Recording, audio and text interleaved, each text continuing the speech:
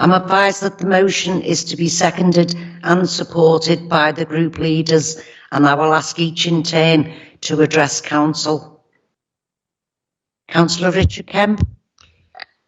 Thank you, my Lord Mayor. I can't tell you how proud I am to be meeting in the Town Hall today under the flag of the Ukraine, which is flying above this building.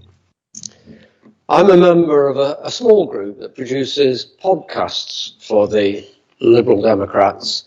And on Monday, we were supposed to be doing a podcast about council tax.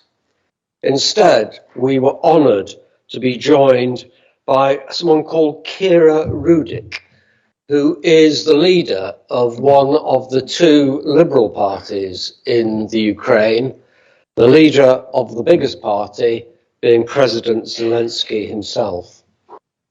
Kira told us what she'd been doing the previous Friday.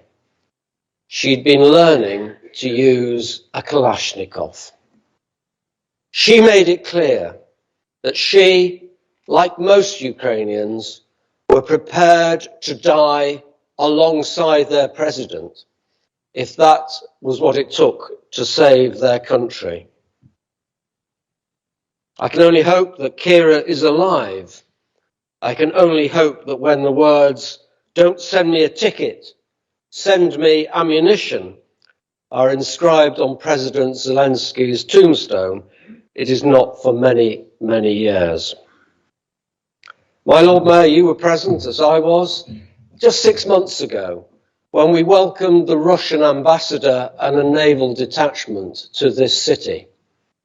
We did so to commemorate the Arctic convoys, which went from Liverpool to keep the Eastern Front supplied, and particularly Russia, with the food they needed, the sanitary and health supplies they needed, and the ammunition they needed to stay in World War II. We stood together then against a common aggressor. But I must say, my Lord Mayor, that today our one-time partner has become the aggressor with an aerial bombardment and a tank deployment and a missile deployment, which is just as bad as the Nazi blitzkrieg against Poland in 1939. That's why we twinned with the eastern Ukrainian port of Odessa in 1957. When I first got on the council, we used to do all sorts of things with Odessa. Perhaps one of the things we ought to take up is trying to renew that link.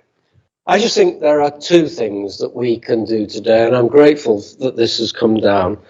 Firstly, we can honour those who are fighting and dying for their democracy, because when they do so, they're fighting and dying for our democracy as well.